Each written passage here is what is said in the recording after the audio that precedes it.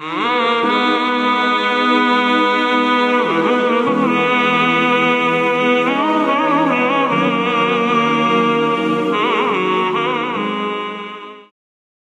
certain facets of life tend to be very stressful, and we all can agree that at some point we tend to have challenges which lead to stress and anxiety. And this is where we welcome Dr. Sharona Rawat, who would be able to guide us and assist us in how to well manage stress and anxiety. Assalamu alaikum, Dr. Rawat, and welcome to Modern and Modest, and allowing us this time to spend with you where it could benefit our viewers and myself. Wa alaikum salam. Alhamdulillah, Jazakallah for inviting me. It's lovely to be here. Okay, so Dr. Rawat, you are have a PhD in clinical psychology. That says a lot about you as an individual, your personality. Surely you have to have a very strong personality. So before we actually get into clinical psychology, can you tell us more about yourself and what has steered you in that direction? Alhamdulillah, as I was saying, I think, it's more like a career chooses you. Mm-hmm. So, life experiences, the things you're going through, the kind of person you are, dictates a lot about what you're going to be good at and how you're going to experience life. So, I love my career, I think it chose me, but I think I've got the personality for it, and I think it was an excellent choice. Would you say clinical psychology is for every individual? What does one have to have in them to take that career choice? I think clinical psychology is actually not for everyone. I think you need to have a special kind of personality. And I think it takes a lot out of you. It's extremely draining because you're dealing with individuals, you're dealing with their emotions, with their feelings, but you're not only dealing with that, you're dealing with problems as well. You're dealing with social elements, maybe not directly, but indirectly, family issues. It takes a really strong person with a very strong sense of self, because you can't lose yourself while you're working with somebody else. Also, you need to stand your ground a lot of times, and in particular with clinical psychology. And interestingly, if you actually look at the different psychologists, you can see a little bit of personality differences. Mm-hmm. And you'll find a lot of the clinical psychologists are very much stronger. They're much more, assertive looking. Not that everybody isn't assertive, but assertive looking. And if you look at counseling psychologists, a lot of times they're a little bit like, I get this feel, I don't know, maybe I'm oversensitive, but softer, And also with educational psychologists, there's like a different element. So I think it does take a bit of personality, and I think they also iron that out a little bit when they're doing selection, because we go through very intensive interviews. So it's not just your academic results and things. Academic results just open the door. Other than that, you actually have extremely intensive interviews across the board by faculty, and in the past we used to get our internship with the Department of Health as well. So hospital and the faculties, the university and the hospitals would actually interview us, and it was very intensive, and you'd see the different universities have different kind of setups, but equally as intensive. So I think they iron that out a little bit as you go along. So it does take a certain kind of individual, because you can actually harm people if you don't know what you're doing and you don't know how to do what you need to do. You can actually hurt people. Also, you can also get hurt. So for example, if you look at women who are abused, you're looking at violent men, for example, it does put you a little bit at risk in that you are actually a support to this person. So in essence, you become an enemy. Sure. To the partner, and there is that little bit of concern that and maybe like a feeling of intimidation sometimes, where she needs to be with me, don't do that, or don't or tell her not to come through for treatment. So there is that little bit of kind of I would say risk in essence. So that would be the challenges that a clinical psychologist would have to face. Absolutely. The type of patient that you're dealing with, and what are you dealing with. And you need to also know, and the training that we get in the hospitals, especially in the psych units, is very intensive, and it's actually extremely important, because you actually need to be aware of different kinds of diagnosis and different kind of behaviors. And I mean, you've got to know when you can stay calm, you've got to know what the security procedures are. So for example, when we train in forensics, we are actually given guidelines as to where to sit and what to do in order to kind of avoid being attacked. So Dr. Rawat, with your years of experience and all the challenges that you've faced, You've been recently working on, I think you have published a few books and you are currently busy writing another book. Can you tell us a little more about what your current book is all about and how will this book benefit our viewers? Well, I mean, I have published some books already, you know, I mean, in our field and with the work that we do, you get invited into a lot of things. So you know, people approach you. So there are some academic books that I have published. That's basically my dissertations. So there's like 3 of them that have been published, and that how that works out, it just goes out into the world and it's available academically and I mean to the lay person as well. But a lot of times it's the academic element in relation to that. So it's in the libraries here, but because of it being published internationally and available on Amazon and things, it's available to everybody all over the world. But I am actually working on some of my own books, and there's more than one, but basically there's a self-help book, and it's basically to help develop people. It's based a bit on the struggles that I've been through in my life and the experiences that I've had. So it's there to help in particular women. And yeah, it's quite a practical book, a bit theory, a bit practice, a lot of helpful things to do, and then like kind of tips and that kind of thing. So with self-help, would you say that every individual should acquire a copy of this book? I mean, the name says it all. Who doesn't need help in today's times with the challenges that we face? So with the book Self-Help, just more detail on it. How will this book help our viewers or any individual? What is in the book? I know it's not published yet, and we're probably letting the cat out of the bag right now. But well, basically, it's a self-help book, but I haven't decided on the actual title. As it got a few working titles. It's going to be it is about women, single women, and the struggles that they go through. Helpful tips and things like that in managing your children, managing difficult situations. A lot based in the South African context, because people are not made aware of certain things and certain elements, even in the legal system, that actually helps women and helps you manage a situation. So when you get involved in this, when you're like going through a divorce, or you're widowed, or you've got children that you're looking after, you've got like other struggles and things, there's no common arena that you can go to where you get all that you need. You go to different people, it's all compartmentalized. A lot of people, sadly to say, are very much into their work and into their stuff. It's just to the nitty-gritty, that's it. There's no extra stuff, there's no little bits of information that you need to know, and that's where the problem is in relation to managing problems, because it brings more problems into your life. So this book is basically to facilitate, to lessen the struggle, to lessen the suffering, and to help people actually have a better life and move on faster from that kind of a trauma. I'm not sure if you can agree with me on this, Dr. Rawit, but most individuals tend to feel that, and also very private about it. Nobody wants to say that they firstly need to see a psychologist, or the word psychologist seems to be affiliated with an individual that's having problems, or that has issues, or maybe mentally there isn't something really right with this individual. Would you say that is the case because most people feel that way, or would you say that every individual needs to see a psychologist? You know, I mean, without sounding biased, I would say yes, I think that every individual should seek out some kind of assistance. I think in this country, the stigma is larger than you'd find in more Western countries. I think it's for many reasons.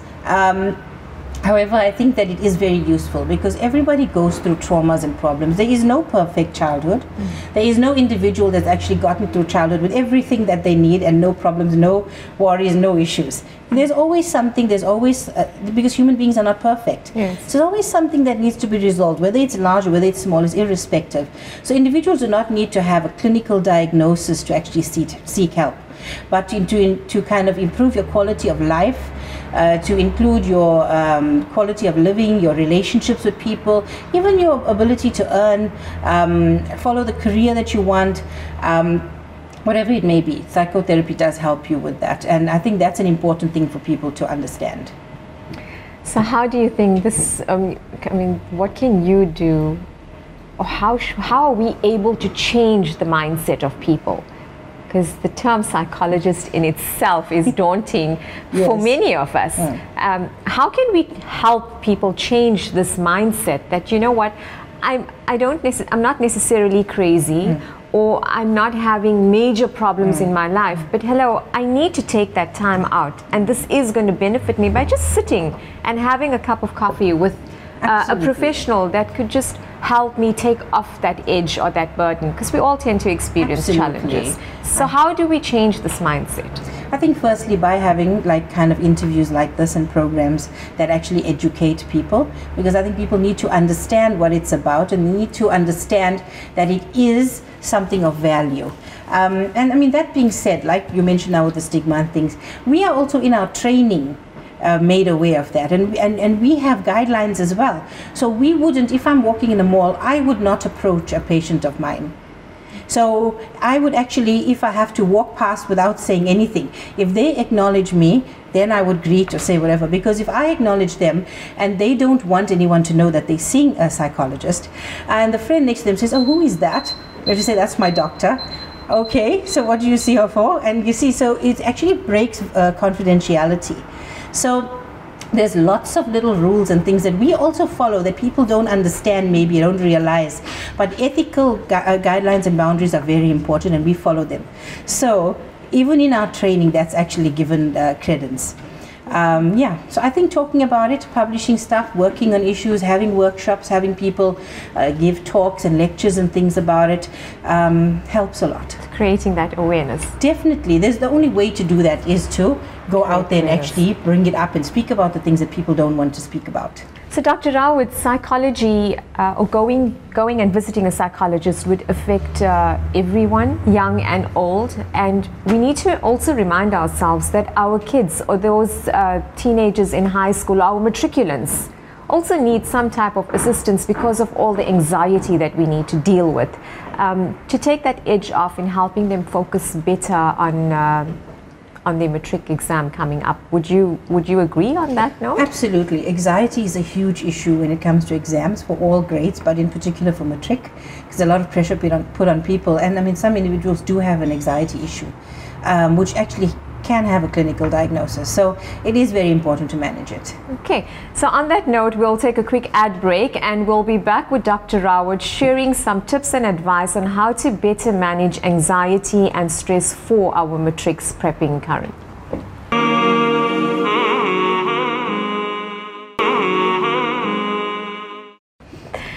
Okay, welcome back to our show with Dr. Rawat, that would be assisting us with how to better manage stress and anxiety. I think for parents and our kids, it's a very stressful time of the year with everyone prepping for exams, especially our matric students. So Dr. Rawat, what advice can you give our matric students? How can they handle the anxiety? Because surely they deal with a lot of stress. One, excelling and getting the best that they can achieve at this time, and two, your entire career and your life depends on that matric exam. So what advice can you give our students? Well, you know, I work very holistically, so I believe in a holistic solution. Taking care of your mind and your body is important. So nutrition, exercise, supplements, which are important in this day and age because we don't get all we need. So those things are important. Then not actually focusing that much of that your whole life depends on this. Okay. I think, like, you know, kind of like a very spiritual kind of look at things, that yes, this is important, yes, I've got to work on this, but let me step back. Life is a process, it's a journey. We have our ups and we have our downs. I'm going to do the best I can with what I have at this time, and that's going to be good enough.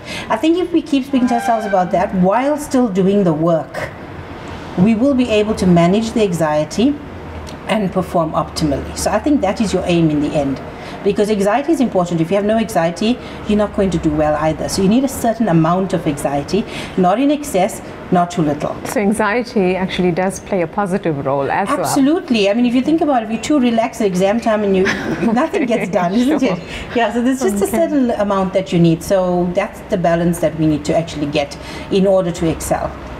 Now, as parents, I think as parents, we are very anxious, and our kids feed off that anxiety. Right. And the same, you know, maybe we're not sure how to show our support. So as parents, what can we do to assist our kids? I think the first thing is to know ourselves well, know what we like, what we don't like, where we are at life, and are we happy with where we are. Because one of the biggest issues of putting stress on children is living our lives through them. And that is something every parent needs to be cautious about. Because imagine if it's your life at stake, right, how worked up you'd get. Now this child is trying to study and you are worked up because he doesn't do well enough. You're going to feel horrible. Okay, so we got to look at it this way. Yes, it is about me as well. I'm the parent, but it's more about my child.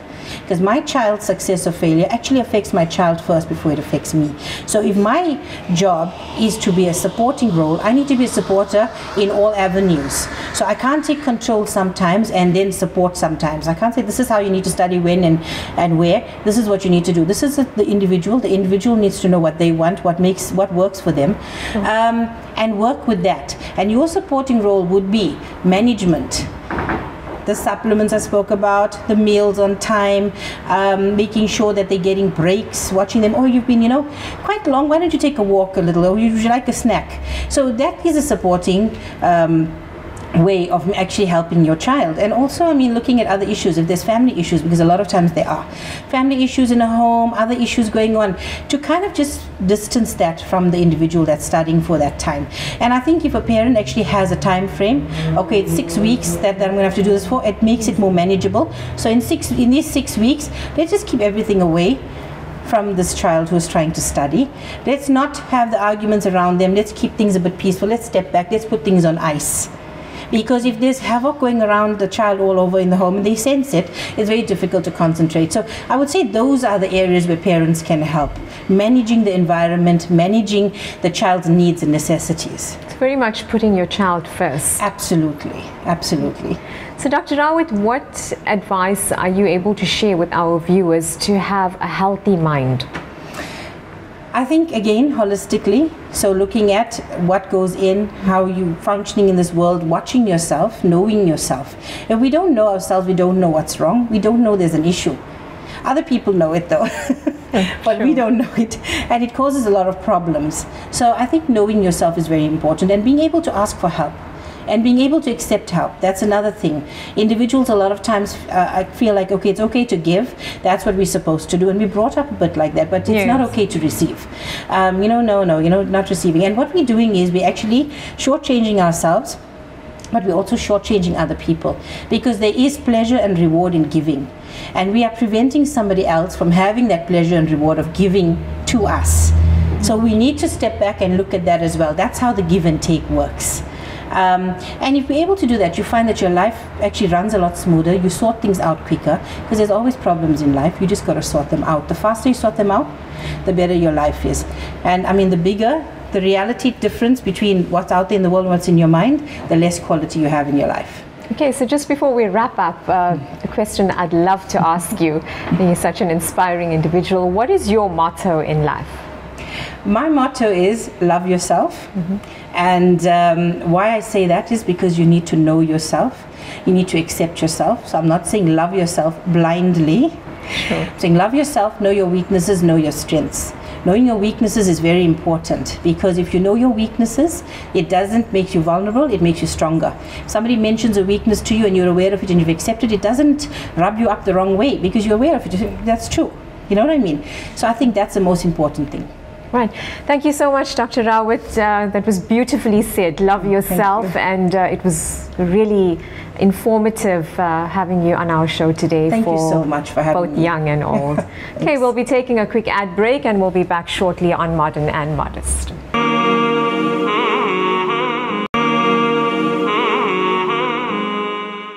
Welcome back to Modern and Modest, and today we're going to be speaking about a term that we often hear. We hear of patients talking about kidney failure, dialysis, but do we actually understand what this term is all about? So I'm joined today by Zuleika Khan, who is the founder, director and technologist at the Verulam Dialysis Center. Assalamu alaikum, Zuleika, and thank you for coming such a distance just to share some advice and tips with our viewers. Wa alaikum salam. Jazakallah for having me. Okay.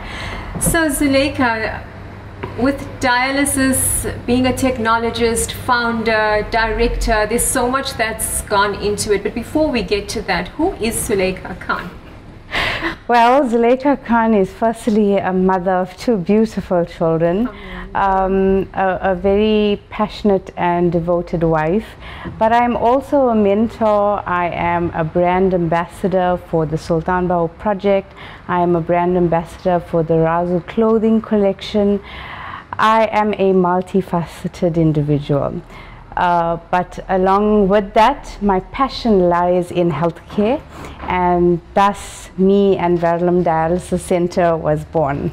Yeah. Okay, so with your dialysis center, when was the center founded and why? There surely has to be a story behind this passion you have for treating people. The center was founded in 2015, and the incident that caused me to open the clinic was something that was very close to my heart. About 15 years back, I lost my maternal grandmother to renal failure, and the problem at that time was dialysis was a very expensive procedure, which it still is now. My grandfather, being an entrepreneur in them days, he used to work at the early morning market selling fruit and vegetables. So the government sector couldn't provide dialysis for her, and we had to look for dialysis in another private avenue.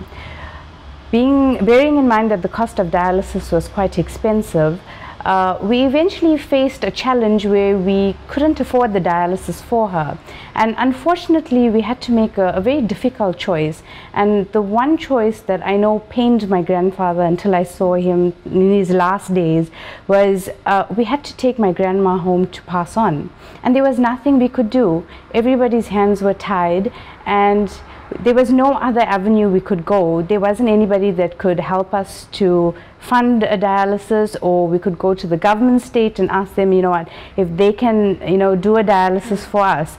So I think with looking at what my family has been through, this struck the light and the passion to actually want to go into this field and want to make a difference. So thus, with all that passion, the tears, Verulam Dialysis was born. So, Zuleika, what is dialysis? Dialysis is an artificial process in which we do exactly what your kidneys do. Physiologically, your kidneys are responsible for filtering of toxins in your blood, as well as removing extra fluid. And by the sense, when I say removing extra fluid, it allows us to pass urine. So unfortunately, when a patient is in renal failure, there is a stage where they stop passing urine, and the buildup of toxins stay within their system. So thus the need for dialysis. So we put them onto a machine, a life support treatment machine that has an artificial kidney on it, and this machine does the job. It does it for a duration of 4 hours, and the patient comes to the clinic up to 3 times a week. 3 times a week? Yeah.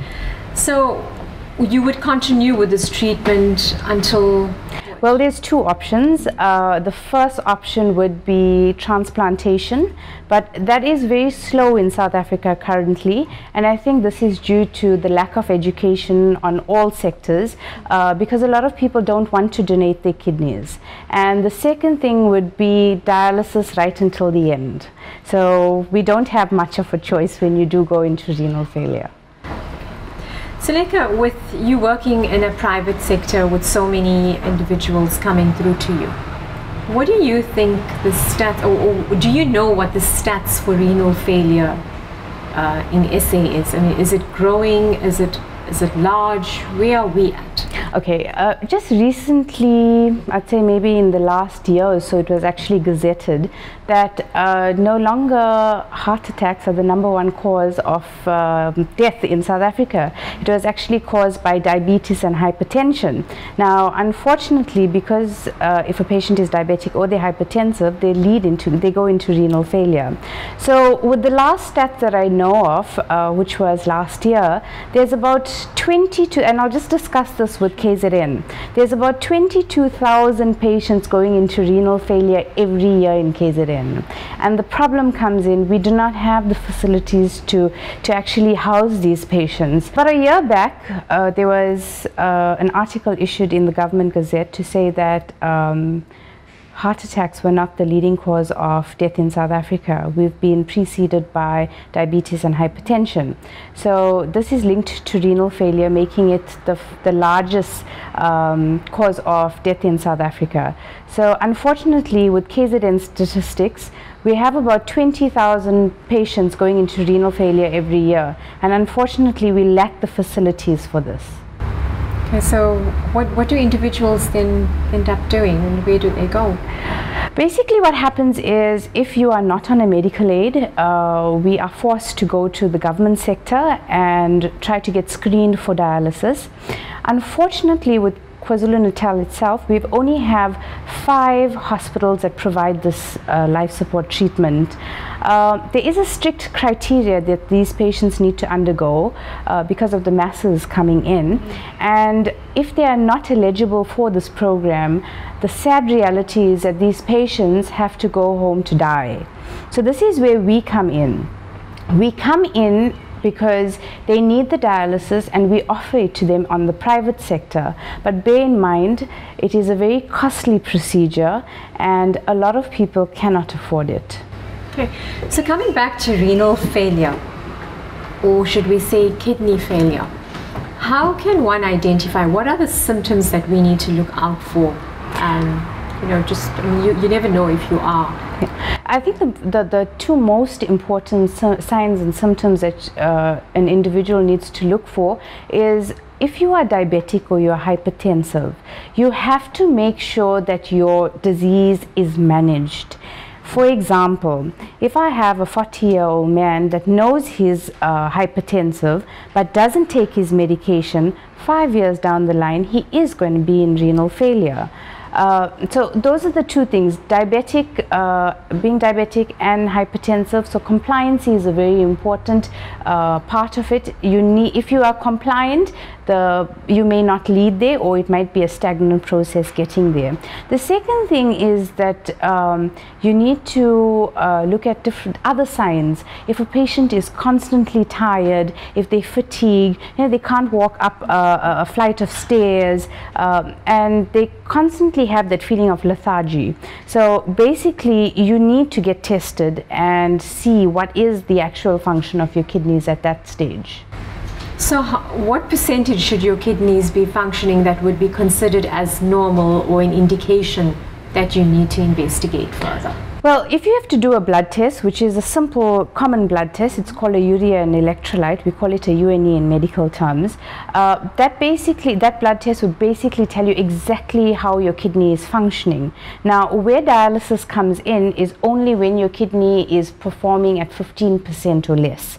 If it's anything above, we can put the patient onto a pre-renal program, which either keeps the kidney failure or the kidney filtration rate at the same, doesn't progress it to get worse, or we can give them certain diets and certain plans that we do to either bring it back to normal. Okay, so with renal failure, are there certain stages where you would then decide that the patient is now needing dialysis? Yes, definitely. We have 5 stages in renal failure. It goes up to from 1 to 5. And generally, stage 1 is not caught very early. I think a lot of us miss out stage 1 because that's when it comes to the compliancy issue. But from stage 2 and 3, if we do find that in a patient, then we ask them to see their nephrologist, and they start something called an early start program. An early start, I don't mean starting dialysis, but it's trying to take preventative measures for you to actually not get to the stage where you need dialysis. Now, a lot of patients stay in the stage for a long period of time without any intervention, but there are a few that it just progresses worse. So dialysis is started ideally at stage 5 as per the South African Renal Society guidelines, but if need be at stage 4 we also start the dialysis. Okay, so Zuleika, at Verulam Dialysis Center, do you only offer dialysis, or are there other treatments that you offer at your center? At our center, we offer a whole facet or an umbrella of renal care therapies. Just a few to mention would be your chronic hemodialysis, which is where the patients are plugged onto the machine and we do the dialysis. We offer something called peritoneal dialysis. This is actually done in the comfort of the home for a patient. We do renal replacement therapies, so like integrated therapies like stem cell harvesting, plasmapheresis, apheresis. We do that all at the clinic or at a hospital that requires it, as well as a pre-renal program. So like you were speaking about, all those patients that require help before going into full-blown renal failure, we actually provide that, as well as a diabetic clinic as well. So what we want to do is promote healthy kidneys. So we want to make sure that patients come in with high blood pressure and diabetes, get it under control, and there's a program that they go on to make sure that we get that down. We'll be taking a small ad break and back with Zuleika Khan, who will be able to give us the details on how we could keep our kidneys healthy.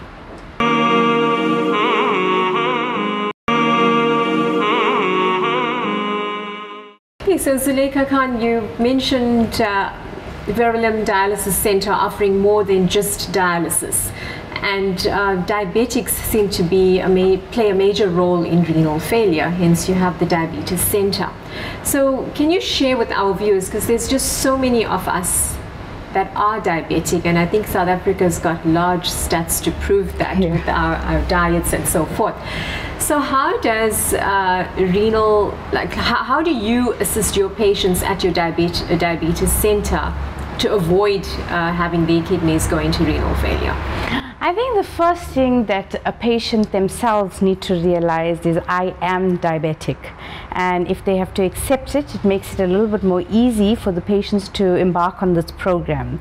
So what happens is, if these patients are diabetic, they come through to me and I give them a full assessment with regards to we look at different things like a blood test that will give us an indication of how your diabetes has been doing in the last 3 months, blood pressure monitoring, weight management, and we basically custom make a program for them. And this program isn't something that is stringent, but it's something that they need to be focused on, because in order for them to come to my clinic to get the help, they must be wanting to practice what we are telling them. So we put them onto this program and they come every week for an assessment, and alhamdulillah, for the last 85 patients that we have seen at the clinic, we've had at least a 25% rate of success. So when I mean success, it is with the collaboration of this diet, the management plan we give them, these patients are no longer diabetic.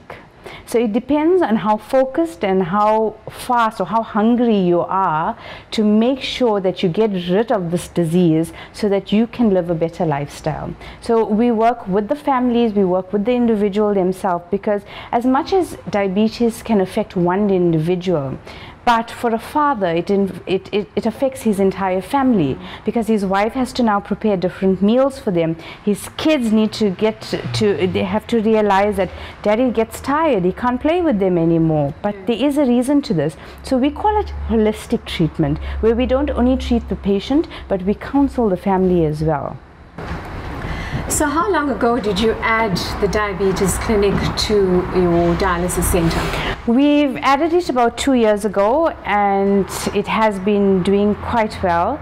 Alhamdulillah, we've been on a lot of conferences and seminars and learning. As a medical professional, you never learn enough. So we're constantly trying to keep updated with regards to the latest in technology, the latest in medicine, the latest in diabetes, so that we can work a formula that is guaranteed to assist our patients in the best possible way. So, I wouldn't say, I think most definitely a patient with hypertension and being diabetic is at risk of renal failure should they not be compliant with the medication or change of lifestyle, to try and reverse the disease like you've mentioned. That's very true. I think it goes back to what I first said, is that the acceptance process is the most important. If you as an individual can understand that yes, you are in a state where you are diabetic and you do have hypertensive, and you must be able to want to do something to make yourself better. And that's the first process, because I firmly believe if you have the head right, everything else follows. So that's my motto. Okay. So Zuleika, apart from diabetes and an individual that's got hypertension, what can the ordinary healthy person do to ensure that you have healthy kidneys? Basically what happens is if you are a normal healthy individual, you should make sure that every morning you're waking up and you've got your hands and legs and eyes to see and feel and touch everything. These patients that undergo dialysis have a really hard lifestyle. There's a lot of diet modification that's needed. So I think for a healthy individual, a good balanced eating plan, as well as lots of fluid intake, and when I mean fluid I don't mean cool drinks, lots of water and rigorous exercises. We should try to cut out our bad habits like smoking and drinking and stuff like that, but basically if you keep to those three, you bound to, unless you have genetics that's going to lead you into renal failure, but then you're bound to live a healthy lifestyle. Now Zuleika, with these dialysis patients, what is the procedure and how long does the treatment take? You mentioned, and how often does one have to have these treatments? Okay, basically what happens from the start is that once a patient is diagnosed with renal failure, they need to seek the next help. And the next help is, once the doctor realizes they're in renal failure, they will hand them over to us, and we would custom make either a pre-renal program for them or we would put them onto dialysis. Now what happens, or the sad reality in South Africa currently is, like I mentioned before, because of the lack of facilities we have, the majority of our patients are those that cannot afford it. So if they cannot get into the government sector and they cannot get into the private sector, what happens to these patients? So there are different avenues, and one of the avenues that's very close to my heart is that I work with the Sultan Bahu Center, and we have embarked on a nationwide dialysis project where, if needed, a patient that really cannot afford dialysis would apply to us, and depending on funding available, we will assist them on this dialysis of this life support treatment. Going back to the private sector, it's a little bit easier, because once you're on a medical aid, you literally choose a clinic of your choice and then you have your dialysis there. These patients dialyze up to 3 times a week for about 4 hours. So literally these patients become your family, because you're spending close on to 18 hours a week, you know, with the time that they wait and on the machine and all that. So you become close, you become like family. So I think, you know, unfortunately the sad reality is that we don't have enough facilities nationwide to help these patients in need. Okay, so it's rather sad that there's just so many people that are battling with renal failure, and I guess we've got to take your advice with pushing those fluids down and the healthy diet and so forth. And for our diabetics, I think ultimately they need to try and reverse the disease, otherwise at some point you could very possibly end up with renal failure. But apart from that, is there anything else that you could share with our viewers that could assist us with keeping a healthy lifestyle, a healthy kidney? I mean, we don't want, you know, when it comes to diseases like hypertension or diabetes, it's generally generic and it's there. So what can we do to avoid those diseases, you know, passing on to us? Okay, well, look, if it's genetic, we can try whatever we want and it's still going to get to us. But I think the most important thing is that if we maintain a healthy lifestyle, and I'm not saying don't binge when you find somebody giving you something sweet, but everything has to be done in moderation. If you do not do it in moderation, then you're asking for trouble. As well as, I would advise every person, every adult, that once they over the age of 18, they need to go at least twice a year to your general physician or your GP, and you need to go and get tested. Make sure you know your numbers. You know, I always teach people that your numbers are very important, and why I say this is because you should know what your blood pressure should sit around at. You should know what your sugar levels should sit around at. Anything that's above and below means there is a problem, so then closer examination is needed. But I think moderation is the key, and exercise is very important. So Suleika, at your dialysis center, being a mum, being a wife, being a woman, how challenging has it been for you? What are the challenges you face? Because you see these patients so often. You spend a fair amount of time with them, and I assume you, as women, we tend to get very attached.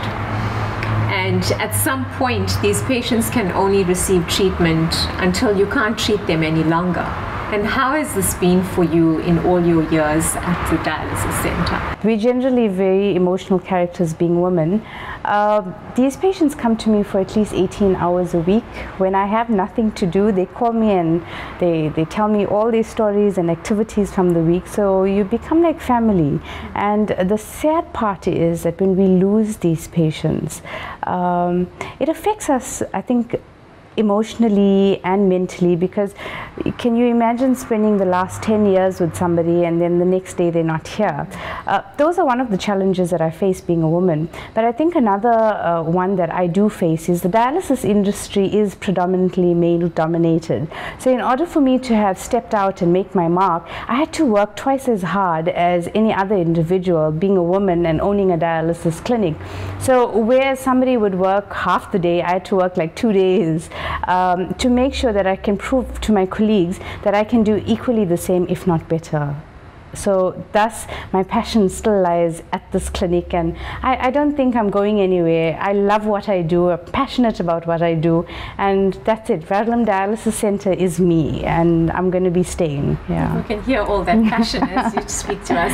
So Suleika, just before we wrap up, is there anything you'd like to share with our viewers? A very important thing that I'd like to say is that the highlight of what today's discussion is know your numbers. That's extremely important for any individual to get a grasp of what your health is at the moment. And to the future medical professionals, people that want to embark on this field, the secret to the success is, I think, never to give up. Work as hard as you can so that you can reap the benefits in the hereafter, as well as don't be afraid to fail. Failure for me is just a stepping stone to success. So work as hard as you can, have good intentions, and the sky's your limit. Okay. Jazakallah. Well, Jazakallah so much, Suleika. That was very well said. Know your numbers, and indeed it's very rewarding when you're passionate about something. I think it only draws you closer to what's best for you and for what you're giving off to the community. Well, thank you for watching Modern and Modest with myself, Noshina Ghani. Until next Monday on Modern and Modest, we'll see you then.